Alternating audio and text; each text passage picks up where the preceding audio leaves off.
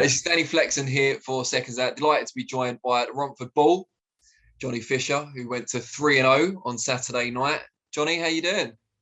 Hello, Dan. Thanks for talking to me. Yeah, feel good. Just on a bit of a come down now, a bit of a lull, just relaxing and chilling out for a couple of days. Now, you went to 3-0, but it was certainly a more measured, more polished performance than we've seen in your first two pro fights. Was that the intention, to show a bit more of what you can do? Yeah, could still be more polished, could still work on lots more things. Obviously, it's only my third fight, but a definite contrast in that I was a bit more calm, a bit more relaxed, and still not picking as much as I wanted to in terms of my shot selection, but just a bit more composed, and it allowed me to see them openings, and I picked the finishing shots quite well. Is perhaps the only downside of being such a big puncher is that you're not getting as many rounds as maybe you would like? Yeah, definitely. You do and you don't want to get rounds, because if you're not getting rounds, you're getting knockouts, and people want to see the knockouts. So it's a bit of a catch-22. You keep getting knockouts, people keep wanting to come and watch. But at the same time, if it went for the full 4 rounds and I've got good experience under my belt, that wouldn't be a problem, because if I box for 4 rounds and learn new things, that's gonna be good for my development. But I'm sure them tests will come as we move forward and we move up the levels. Well, you had an opponent with a winning record in just your third fight. I mean, that's not overly common among prospects. No. So there obviously is a faith in you among your team to move you fairly quickly. Yeah, and definitely. And I think with the second fight, I boxed Phil Williams, who's very good at surviving and very durable, very, very tough. And yeah, and in a sense, it's harder to break people down like that. When you come and fight people with winning records or people with half and half records, they can leave a few more openings, and they're a bit more vulnerable in a sense, because they are coming to fight a bit more. So in a way, it is more beneficial to fight people with these half and half or winning records, because one, you're fighting more credible opponents in the eyes of the public, but two, also there's the openings there for you to exploit. You've already been out 3 times this year. They tell you not to turn over during a pandemic, but it hasn't worked out badly for you so far. How many more before the end of the year, you think? 1, 2? 2 more, I think, at the least. Sorry, it's just cut out there. No worries. Yeah, 2 more by the end of the year, which would be good. And then we can keep moving forward and keep it rolling, keep building momentum. Have you got kind of goals that you want to achieve at certain points in your career, whether it be titles or a certain number of fights or whatever it is? Not specifically. Like, I'm not thinking, by fight 7 I've got to have a Southern area title or an English title, whatever. But I'd like to get I would at some point want to get Southern area, then an English, then a British. That'd be a good way to go. But you never know in boxing, especially heavyweight boxing. There might be a fight that comes up and they say it's for this youth title or intercon. Do you know what I mean? There's all different belts and titles out there at the minute, which is great for boxers coming up, because there's little stepping stones. So I never try and put anything written in stone, and just go with it. And that's how I've gone for the majority of my career so far. I had a short career, so just see how it keeps going. And of course, no one's ever won every single title all the way up to world. I know English hasn't been around for as long as the others, but is that something that appeals to you, to maybe make history in that way? I didn't even know that, if I was being honest, but that would be something. That would be something very, very special if you could. But to be a world champion is you have to be at the pinnacle of the sport. So I'm a long way off from that yet, and I don't like to think too far ahead. But we keep building, and we keep building the domestic scene, and maybe even have a few fights abroad where we fight some good, credible opponents there. That will build my experience and put me in a position where I can say, look, I'm challenging for English, British, and beyond. Is that one of your things? You said you haven't got kind of specific goals set to a time frame, but would you like to fight in the US, for example? The zone obviously got a lot of shows there. Well, I think Sam Jones and Eddie Hearn have been talking about that.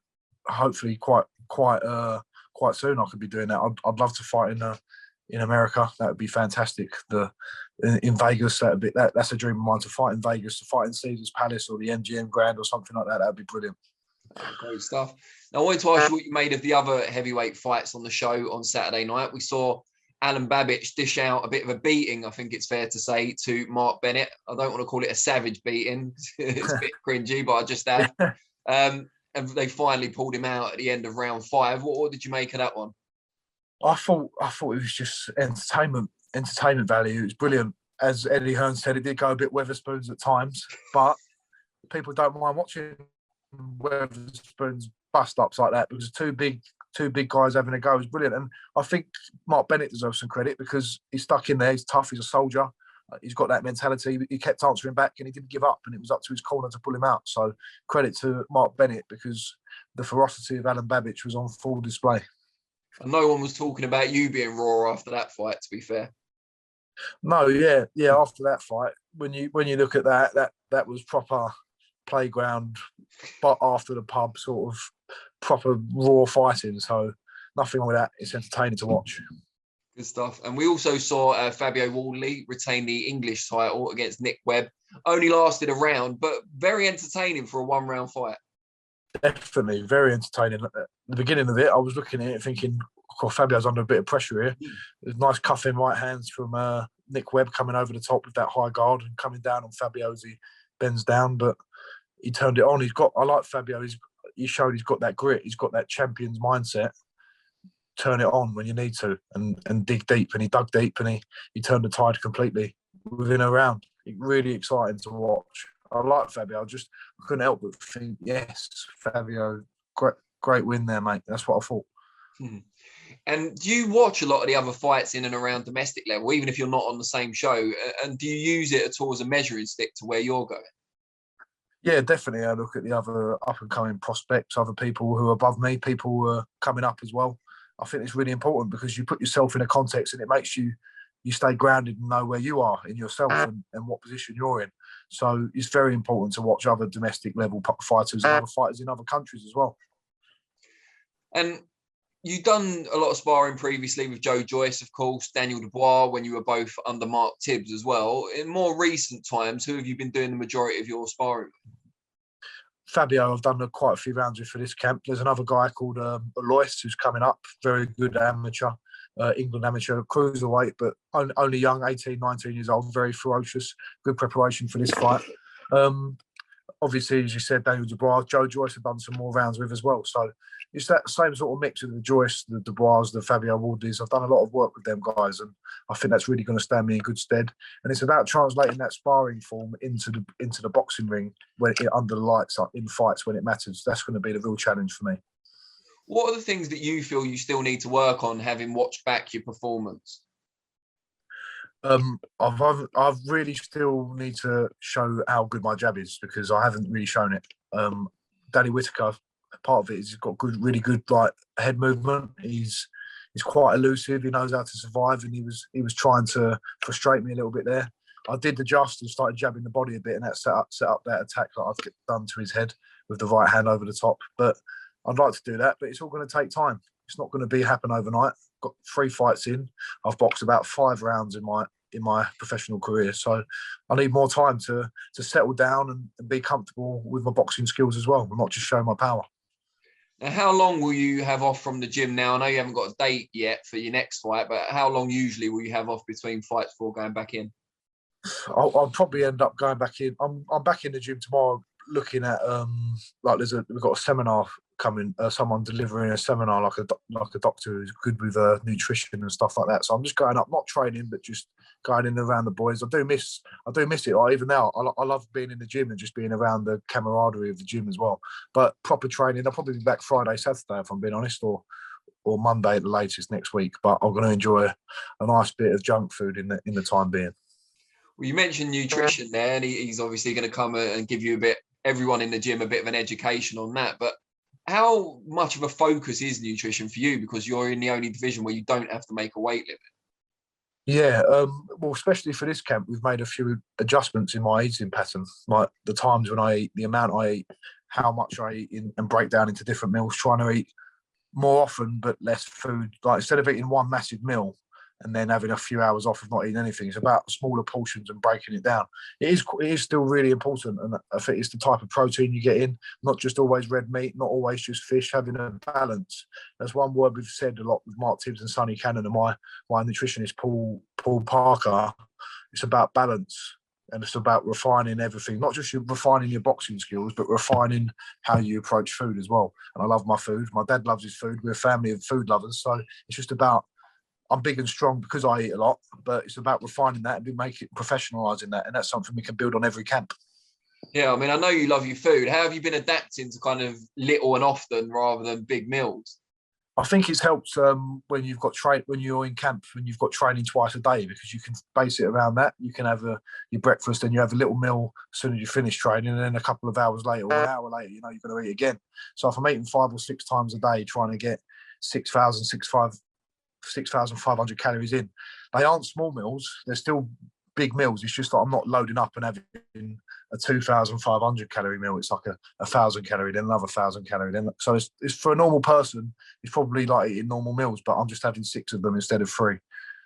Can you give us like an example of a typical day, what you might eat? Because 6,000 calories, there'll be people watching this thinking, how would I ever manage to eat that much in a day? Obviously, you need it because you're training really hard, but what do you eat?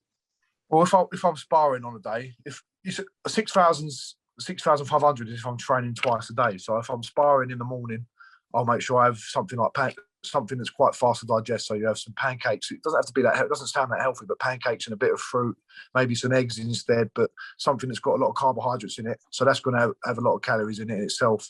As soon as I've done that, I'll have a recovery drink and then some food from the cafe over the road. So a grill, some lamb chops, something like that. Something quite substantial in that sense. So you replace everything you've lost with some potatoes and things like that. And then an hour or so later, an hour and a half, I'll probably go to the Rabbits who sponsor me, and I have a bit of fish or something light like that with some potatoes again, some carbohydrates. I have my second session later in the day, then I'll eat something after that. So that's about 5, 6 in the evening. And then I have 2 more meals after that, one at about 8 o'clock, and then I'll eat again before I go to sleep at about 10 o'clock because I get hungry. And that's still fuel for the next day in a sense, because you get your carbohydrates from that, you sleep, and it's still in your system ready for the next day. Do you ever get bored of it, like eating the same sort of stuff? I know you vary it, but it is still just, clean proteins and good carbs. You're right. Before my debut, I remember a couple of weeks in, out from the fight, I remember I was eating a spaghetti bolognese at about 10:30 at night, and it was a big old plate, and I just thought, I don't feel like eating it, but I know my body needs to have it because that's money in the bank for the next day, if you know what I mean. You're loading the carbohydrates up. So there are points when it's tedious. It's not like I'm having a Chinese every day and having a bit of fried chicken here and there. It's all heavy carbohydrate. It's all nutritious stuff, so it's nutritiously dense. So it's not always the easiest to eat, but you've got to get it away because it pays dividends in the long run. I suppose it's starting to see like food as fuel rather than something to enjoy necessarily. No, that's exactly it. That's what Mark Tibbs always says. It's not food to enjoy; it's fuel. It's like putting petrol in your car. It's fuel, and if you put good petrol in your car, you see your car will last longer and the engine runs smoother. That's how you've got to see it. That's very good, good way of putting it. Well done to Mark on that. You said earlier you're going to relax for a bit, probably at least till the weekend. What does that look like for you when you're not working hard in the gym? What sort of stuff do you get up to? Go out with mates, go and sit in the pub and I won't drink, I'll have a Diet Coke and a bit of food, but just socialising with people, it's more about resting the mind mentally than resting the body as well. It's just as important. It's about just not thinking about boxing too much for a good few days and just switching off mentally. I'll go and hang out with mates, go up there's another gym, like a leisurely gym. We go and do a bit of swimming, play a bit of tennis, stuff like that. Just chill at home, watch a bit of Netflix, watch some films and just chill out and just completely unwind. And then might go out for some food somewhere. It's just eating, relaxing and sleeping and not doing too much, not being done to times and just living at your own pace. It's nice. Did you get much of a chance? Obviously, you're in the later stages of camp, but did you get much of a chance to watch any of the Olympic boxing? Yeah, I did. I watched, is it Lauren Price who got a gold medal? Yeah, in women's boxing. Is it Galauia Fire as well? Yeah, he won a gold as well. There are 2 gold medalists. Fraser Clark got a bronze medal. Really should be really proud of that and pleased with that. He's a great guy, Fraser Clark. Always gives me little bits of advice and stuff.